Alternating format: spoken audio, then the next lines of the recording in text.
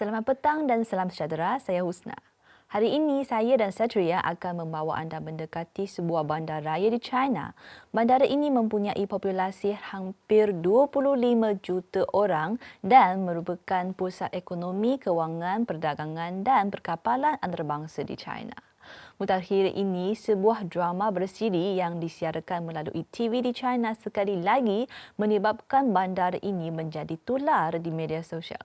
Nama drama itu Blossoms Shanghai. Bandar itu tak syak lagi lah adalah Bandar Shanghai. Jadi Satria, pada hari ini sebenarnya ada mencontohi unsur-unsur imej seorang watak dalam Blossom Shanghai itu. Boleh tak Satria cuba teka siapa watak itu? Ya, saya rasa mesti Wang Xiaojie ya. Ya, betul. Ya, dan dia pun khusus memakai suit macam Bao Zong dalam drama tersebut. Bao Zong dan Wang Xiaojie yang pandai cakap bahasa Melayu ya. Ya. Ya, jadi Wang Xiaojie itu dia seorang watak dalam drama Blossoms Shanghai dan dia asalnya merupakan seorang kaki tangan dalam Biro Perdagangan Asing di Shanghai. Kemudian dia meletakkan jawatannya dan menceburkan diri ke dalam bidang keusahawanan dan akhirnya mendapat pesanan dari syarikat asing dengan keazaman teguh dia dan usaha gigih. Dan saya rasa kisah seperti ini dapat dilihat di mana-mana di Shanghai pada masa itu, iaitu pada tahun 80-an hingga 90-an, iaitu peringkat awal pelaksanakan dasar pembaharuan dan pintu terbuka. Jadi boleh tak Satria memberitahu kita macam mana keadaan di Shanghai pada masa itu? Kerana saya tahu kampung Satria Wuxi dekat dengan Shanghai kan? Ya, betul. Saya rasa kalau pelancong dari Malaysia atau Asia Tenggara sekarang melawat ke Shanghai, mereka banyak yang menyaksikan moden, iaitu muka yang wajah yang moden dari Shanghai. Tapi ketika saya masih kecil, iaitu pada hujung tahun 1980-an, saya kerap kali pergi ke Shanghai kerana bagi kami Shanghai merupakan satu bandar yang cukup moden pada masa itulah. Dan semua orang suka pergi ke Shanghai. Kita panggil pergi ke Shanghai adalah naik ke Shanghai. Naik ke Shanghai, tempat yang lebih atas. Ya, dia lebih moden, lebih fashion bagi kita di berbagai bandar di sekitar Shanghai.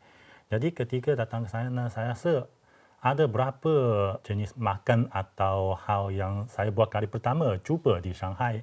Macam saya masih ingat, kali pertama minum Coca-Cola yang menggunakan cawan kertas di Shanghai. Dan juga kali pertama cuba makanan boleh bawa pulang juga di Shanghai. Meskipun sekarang kita sudah biasa terhadap macam makanan boleh bawa pulang ya. Tapi pada masa itu takeaway food ya tiada di bandar-bandar lain. Kita khusus di sana untuk memilih berbagai jenis masakan, nanti dimasukkan ke satu bungkus, nanti makan di tepi jalan saja. Tapi rasa ini cukup fashion pada masa itu. Dan pada masa itu kita pun pergi ke Shanghai untuk cuba taksi. Di bandar Wuxi di kampung saya belum ada taksi. Tapi di Shanghai sudah ada. Semuanya dari Santana, dari Volkswagen ya, pada masa itu. Dan saya rasa ini semuanya sudah membuktikan atau menjadi satu tanda, iaitu operasi bandar ini sudah menjadi semakin cepat. Oleh itu mereka perlulah ada berbagai bekalan makanan yang boleh cepat dihabiskan ya, macam Coca-Cola yang digunakan dengan cawan kertas dan juga makanan takeaway, dan juga perlu ada taksi untuk bergerak dari satu tempat ke tempat yang lain lebih cepat. Time is money di Shanghai. Ya, saya rasa ini sudah memperlihatkan perbezaan tahap perkembangan Shanghai dengan berbagai bandar-bandar lain, termasuk kampung Satria Wuxi pada masa itu. Ya, dan baru-baru ini saya ada membawa ibu melancong ke Shanghai juga. Dan kat sana saya rasa drama bersiri Blossom Shanghai itu memang popular kerana tempat-tempat yang muncul dalam drama itu sekarang sudah menjadi tempat yang wajib pergi di Shanghai. Saya nampak ada ramai penduduk tempatan dan pelancong ambil gambar contohnya di Huanghe Road yang ada banyak restoran di Shanghai. Selain itu juga ada The Peace Hotel yang sangat terkenal, dan the Oriental Pearl Tower di Shanghai juga semuanya menarik ramai orang datang, termasuk saya dan ibu. Dan saya mahu tanya Satria, apa lagi lokasi-lokasi yang Satria rasa wajib pergi ke Shanghai ketika kita melancong ke Shanghai? Ya, saya rasa semua pelancong mesti pergi ke Waitan, itu The sudah Bond. pasti ya.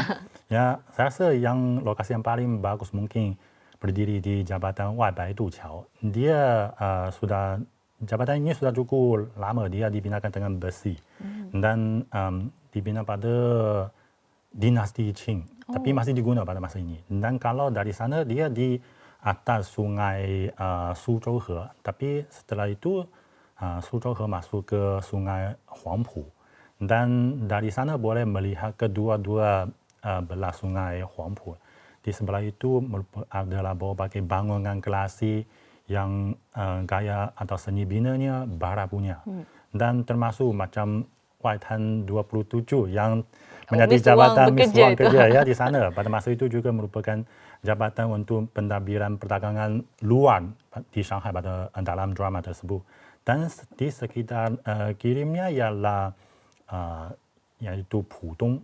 Ya, dia di sana sudah ada begitu banyak gedung-gedung atau menara yang sangat moden. Saya rasa dari di sana boleh melihat sejarah dan juga moden Shanghai di Waitan. Dan selain itu, kalau pergi ke Pudong mestilah kita akan cuba naik 3 gedung yang paling tinggi di sana, termasuk Menara Mutiara Timur dan juga macam gedung Shanghai, pusat Shanghai, dan juga ada gedung Jinmao. Dan saya pernah cuba naik ke atas itu gedung Jinmao. Di atasnya dia ada satu kedai buku namanya Duoyun. Di sana kita boleh sambil beli buku atau baca di sana sambil minum kopi dan melihat kepada Menara Mutiara Timur dan juga bangunan pusat Shanghai yang begitu dekat.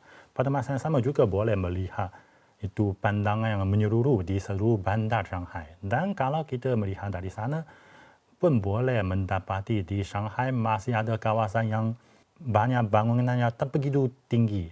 Masih mengawal itu seni bina pada mungkin puluhan tahun yang lalu. Dan ini sebenarnya khusus dikawal untuk menarik pelancong pergi ke sana untuk menghayati bagaimana gaya hidup pada masa itu. Dan antaranya yang terkenal saya rasa merupakan Tianzifang. Ya, di sana sekarang pun juga dibuka banyak macam kedai kopi untuk menarik ramai pelancong asing berjalan-jalan di sana. Dan di kawasan tersebut juga ada satu museum yang sebenarnya memperlihatkan sejarah sekumpulan kaum pria pada 100 tahun yang lalu. Mereka berjuang akhirnya menubuhkan Republik ini hingga Republik Rakyat Cina. Saya rasa semuanya kalau kita pergi ke Shanghai, kita boleh membaca sejarah bandar ini bahkan perkembangan negara ini. Tapi di sana kita pun boleh menyaksikan masa depan pembangunan negara ini. Kerana kalau Shanghai memang sekarang boleh dikatakan antara bandar yang paling moden dan pengalaman pembangunan Shanghai termasuk dalam bidang pembaharuan dan pintu terbuka sebenarnya dicontohi oleh banyak bandar-bandar lain di negara ini. Ya. Ketika saya pergi ke Shanghai, saya nampak banyak bangunan-bangunan cantik dan teknologi yang maju juga. Ada satu soalan muncul dalam otak saya. Kenapa Shanghai? Kerana Shanghai sekarang ini sudah menjadi salah satu pusat kewangan di seluruh dunia. Bukan saja di China, ya, di seluruh dunia.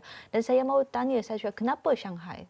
Bagaimana Shanghai mendapat ataupun mencapai kemajuan hari ini? Ya, saya rasa Shanghai selalu merupakan satu pintu keterbukaan bagi China kepada dunia. Dan pada masa yang sama selepas penubuhan budaya China, Shanghai pun merupakan selalu boleh dikatakan sebagai yang paling awal atau paling gagah berani untuk buka pintu kepada dunia. Dan hingga sekarang kita boleh menyaksikan perkembangan yang terkini ialah pada tahun 2013 kita mengumumkan penubuhan untuk kawasan perdagangan bebas percubaan di Shanghai supaya dia boleh melaksanakan berbagai peraturan perdagangan yang sama dengan luar negara.